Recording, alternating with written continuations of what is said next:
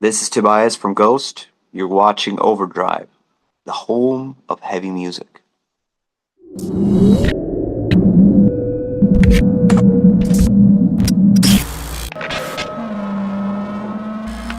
Welcome back to Overdrive, everybody. I am very pleased to have Charlie and Carla here with me today, and we are talking about the Violent Hour EP, which I got a hold of during the week this week. So I'm very happy to be talking to you guys today about this. I figured the best thing to start off with would be with let's go with you, Carla. Like, how early into this project did you kind of get the aesthetic for the direction? Because it's kind of like it's going all over the place, but in a fantastic way. Like, when did it all kind of come together? Yeah, I think that I wanted to try all different kinds of things. After being in an extreme metal band for the last 15 years, I had so many things that I wanted to try and do that I really haven't been able to in so long. I have so many, different inspirations throughout my whole life, and I was like, well, where do we start?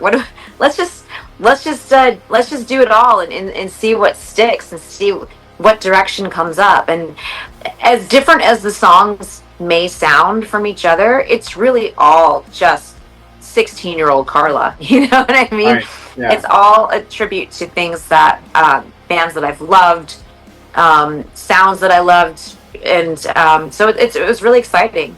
Did you kind of have these lyrics first and then you brought them to Charlie and said, hey, check these lyrics out? Or Charlie, did you kind of have ideas of music that you brought to Carla and said, check these out? Or was it kind of a combination of both? The music came first, but some of the lyrics that Carla had, she had been writing since she was, younger back in Detroit. And I guess just whatever song spoke to her, that's the song that spoke to her, and that's the lyric that she applied to that song. I think a song like Hell or Hollywood, me writing that song, I wanted to write a song that I knew she would kind of get.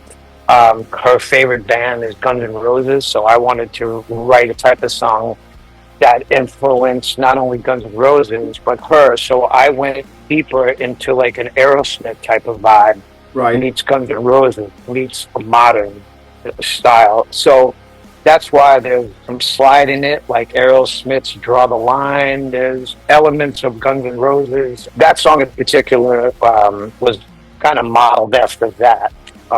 And that song came out tremendous. Yeah, absolutely. And were you guys almost kind of creatively feeding each other? Like, Carla, when Charlie was bringing you ideas, were you just like, holy shit, this is awesome, and it kind of spurred on a couple of things that you would have changed lyrically, etc.? Well, yeah, I don't like to. I mean, I'm always jotting down lyrics. I'm always coming up with ideas, and I put them in a notebook, but I save them for the right song. I like to have a fully fleshed song before I write a melody or a lyric, because I want it to really feel right for that song. I don't like to shoehorn stuff in where it doesn't fit, you know? So, Mm-hmm. like for Hell or Hollywood, um, he had written the music, and I was trying to think of what I wanted it to be about. And, I just felt strongly that it should be about, going to Hollywood, because it reminded me so much of like a Guns N' Roses song. And Guns N' Roses is kind of the reason that I moved to Hollywood in 1998, when I was just, a kid myself. Um, so I felt like that song perfectly, like it felt like the way I felt driving my car to LA. So that's what the lyrics are about, getting to Hollywood and all the trouble you can get into. Now that you've done these things, like, do you feel vocally so much more kind of like it's opened this new door into 100%. And I'll tell you, even singing these songs in the studio, at first I was really like unsure of myself, because I'm singing some really high notes and really soaring vocal melodies.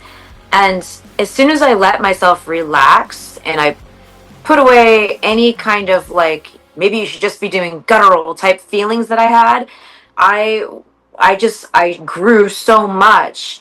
And then I just got off tour with Lords of Acid, and I was singing so much on that tour. It was like it's like a new portal has opened up for me where I can just I'm really enjoying singing and just using my voice in different ways. Now, I just want to talk about the collaborations, the other musicians that came in on it. Of course, there's Zach and John Five and Radiaz. Charlie, was that you reaching out to the guys and sending them ideas? Like, did you have in your head when you were putting the music together that the Violent Hour would be kind of a collaborative project of sorts in the music side of things?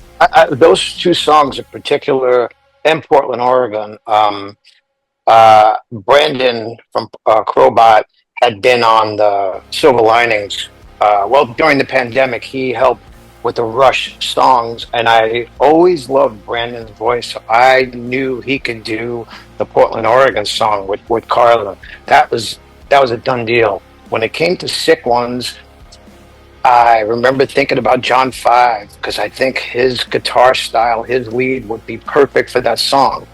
He does some sick shit, so why not put him on Sick Ones? And dude, when we got it back, we both were driving, listening to it, and we were smiling from ear to ear because he just did exactly what the song called for. Yeah. And the same with Zach. You know, Zach was in Guns N' Roses for a little bit. And I know Zach's style, he can adapt to this type of playing, that kind of 70s rocks, you know, and he brought his swag to that song and it was just perfect. So I knew like my friends could deliver because they've delivered before.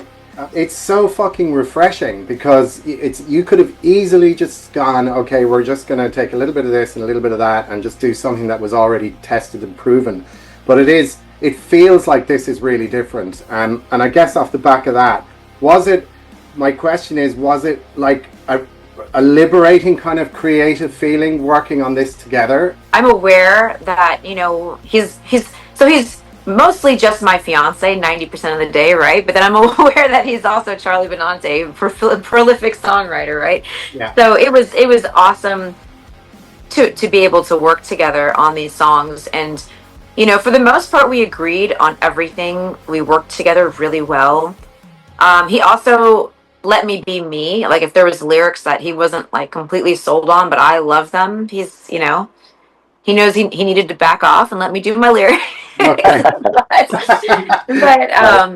but yeah, it was liberating. I think it gives you a deeper sense of intimacy when you work on things together. Yeah. You know, it's our little baby. He sees me vulnerable as a human being, but also now vulnerable as an artist, you know, in the studio. You know, vocalists and drummers are very different in the studio. I think drummers just are just going at it, and vocalists we're in our head. We can't get stuff out. And I think that he, like being around me in the studio, he was like, "What the hell?" In the beginning, my approach was different because of my past experiences with, you know, my guys in the studio and the way we kind of treat each other. And I think that wasn't going to work here. I had to be way more gentle. I had to just kind of be more nurturing and just, okay, I think you could do it this way, blah, blah, blah, you know, that kind of thing. And just let her be her, you know. But as far as musically speaking, I think for me, I think I was the most confident writing these songs as I've ever been, because they just felt like they were great. Like they were songs like, you sure this isn't something else that someone else had written? You know what I mean? And then you know it's good, because if you think that way, then it's like, wow, this is very, very familiar, but nobody's written this before. And a lot of times, to this day, people are shocked to hear that, wait, you wrote a lot of the Anthrax stuff? And it's like, yes. Like, I don't get the attention or the credibility that other people get, because I guess they consider me just a drummer. But it's like, no, motherfucker, I'm responsible for a lot of that shit, Yeah. you know? Well, that's also part of this whole thing, too. I love that people get to see a different side of Charlie. And it's funny because sometimes I'll read a post and it's like, oh, this broad is just using him. And it's like, what? That's the stupidest thing. Like, he's out there showing people that he can play slide guitar, He can write a song with this incredible slide guitar in it. I don't know. It's as much as this album showcases me, it showcases Charlie and how incredible that he is. And that's one thing that I've always wanted the world to see Yeah. is how how really talented he is. But just speaking of your talents here, Charlie, you did the artwork for the Violent Hour as well, the cover. Is that right? I just came up with the idea, like the kind of look and the idea of the thing. We you know, Carla was big on. I was going to ask you, because the first time I saw that, and I don't know why, I just looked at it and I was like, that to me looks like, it reminds me of Russ Myers, like Russ Myers movies. Yeah, I'm glad that it comes across, because I'm a huge Russ Myers fan, and the look of the band, everything, like I want it to, like I'm just in love with that whole aesthetic. Yeah. Well, that and the James Bond thing that I had in my head, and just the colors that are involved with it, and the logo of the girl, the silhouette of the girl. That to me, it's already for me very iconic. So when you see it, you associate it with Carla and the Violent Hour, and that's how you do it in this business. You know, Eddie. You know what I mean? The Rolling Stones. The Rolling Stones have the tongue. Yeah, I mean, it's like people identify, even if they don't know it's the band. They see it, and it's like, oh, that's that. Would you say now, in hindsight, that the Violent Hour is kind of you guys just consolidating all of this, your love of all of this stuff that you've loved since kids growing up, and you just get to kind of, it's like a play. Well, it definitely will be that. I actually have a comic written in my head for it as well, a whole series. Oh, cool. So I'm very, like, when I write a song, I also, while I'm writing, I'm simultaneously doing the music video in my head, doing the comic book in my head. Yeah. And I guess it is just, you know, I want to throw all the things I love into one package. So I think the big question is, like, what's going to happen after this now? I mean, are we going to see this? Is this going to come out on the road? Are you going to do select shows? Like, yeah, it's actually really exciting. We've got, so Charlie obviously will not be in the band. He's a little busy. So we've got a band together rehearsing in LA. I've got some shows booked with Buck Cherry and Michael Monroe in September at the Whiskey. 2 back-to-back shows, which I'm really excited about. And so, yeah, we're taking this show on the road, and it's not just a project or just an EP. It's an actual band, and I'm so excited to get out there and tour. Yeah, this is Carla's band. It's and that's it. I'm just behind the scenes helping her to achieve, you know, what she wants to achieve. And but once people get a dose of the girls, and I think people would be like, "Holy shit, man!" Yeah, it's an all-girl band. I didn't say that part. Oh, I didn't know that. Okay. Yeah, no one knows yet. So. Exclusive. Yeah. And again, this first EP, I feel like I have to say this. This first EP is basically the songs that fit together on the, you know, like you were saying before, like, wow, this next one comes on. It's like, whoa, I didn't expect that. That's the greatest thing to hear, because when the next one comes out, it's going to be the same thing. Is there going to be, are you just going to do another EP, or is there kind of like, are you talking an album now? Or like, what will it be? I kind of like the EP formula. Yeah. Because it's, you know, you can get things out sooner. And also, it's just, you can make videos for each song. You can really put time and attention and love into each song. So I like this method. I think people don't necessarily, and this is not a bad thing or a good thing, I just don't think people have the attention spans for whole albums, like back to front. I don't know. Let's give 5 songs, you know, take that in, live with it, enjoy it, and then we'll give you the next 5. And I think, you know, the way things are nowadays, you know, the whole business model has changed so much that we're trying to adapt to that, but still trying to stay as the purest that we once were. You know, I love the fact that you open something and you smell it. You know, it just has a certain experience that you people don't get that anymore, you know, like coming home with the new Iron Maiden record, opening it up and sitting there listening to it and reading the liner notes and stuff like that. That's a lost art. It all sounds super exciting, and the prospect of, you're saying there will be live shows, and us over here in this part of the world, it is possible, very likely, that perhaps in 2026 the Violent Hour could be coming to Europe. Festivals for next summer, perhaps. I all of it.